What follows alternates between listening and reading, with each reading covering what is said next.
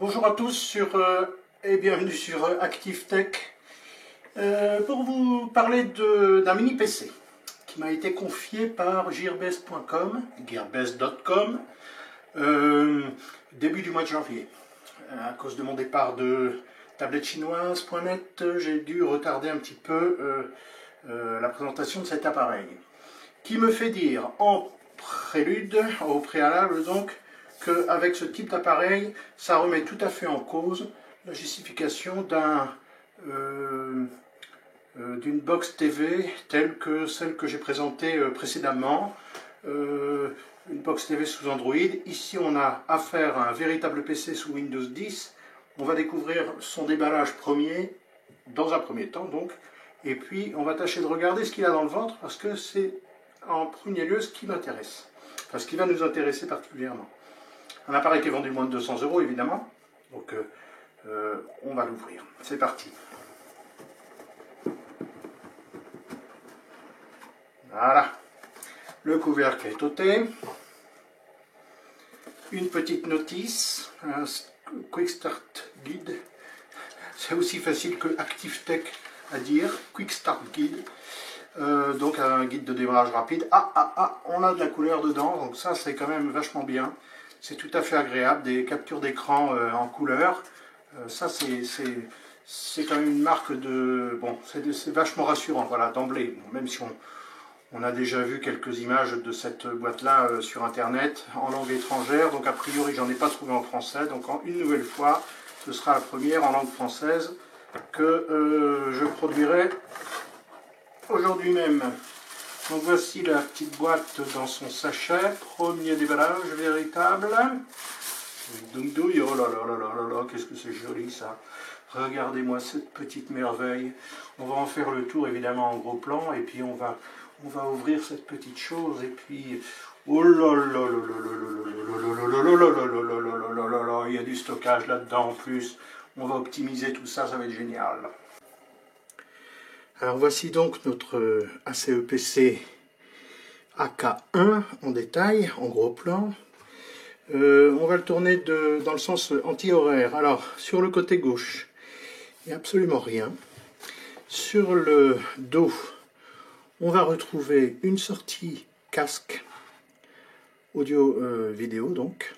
Là c'est le petit trou pour une sécurité, vous savez, l'espèce d'antivol qu'on peut trouver dans certains magasins. Alors ici donc l'entrée pour l'internet, une sortie HDMI, une sortie type C, USB type C, un USB, une entrée USB 2, l'alimentation. Si on tourne du côté droit, on va se retrouver avec, ou sur la façade, je ne sais pas trop, avec donc à nouveau un USB 2 et puis deux USB 3. Une entrée micro SD, et puis le bouton d'allumage, le power manuel. Et on se retrouve donc avec le côté, alors je ne sais pas laquelle est en face, quel côté est en face, et la face je ne sais pas. Bref, toujours est-il que nous avons également un dessous. C'est en dessous que nous trouverons l'emplacement dédié au stockage supplémentaire, au premier stockage supplémentaire. Parce que la surprise est à l'intérieur de la deuxième boîte. Donc on a une première boîte ici, que je vais détacher de son socle. Ah, c'est pas évident. Premier essai. Ah oui, c'est vrai, il y a deux côtés à enlever. Voilà. Alors là, on a une entrée, une connexion par USB type C. Donc mâle, femelle dans la partie ordinateur. Et c'est là-dedans qu'on va pouvoir entrer un SSD, enfin moi je rentrais un SSD, toujours le même, toujours un petit SSD King Dian. C'est pas toujours le même d'ailleurs, c'est un nouveau encore, mais bon voilà, 40 € je crois pièce pour 120 Go, c'est tout à fait honnête. Et puis donc notre petit boîtier avec cette petite rangée de cuivre qui va nous permettre, enfin dis-moi, qui va permettre au PC de dissiper la chaleur, grâce notamment à un ventilateur interne. Alors évidemment, je vais le démonter avant de le brancher, de le tester.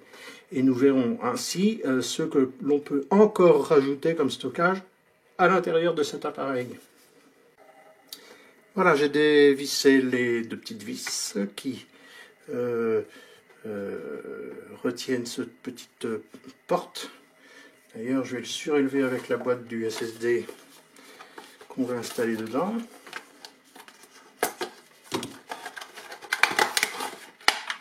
De façon à ce qu'il soit bien en vue, petit père.